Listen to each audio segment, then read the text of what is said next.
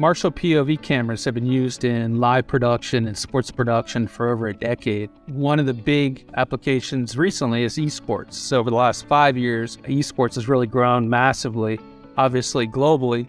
But Marshall, specifically for the POV cameras, put over the monitor, capturing the player's face, as player cameras, that excitement during competition, wins and losses and defeats, all that storytelling capability, capturing the face of the gamer is really essential in esports production, and Marshall's been a big part of it ever since the beginning.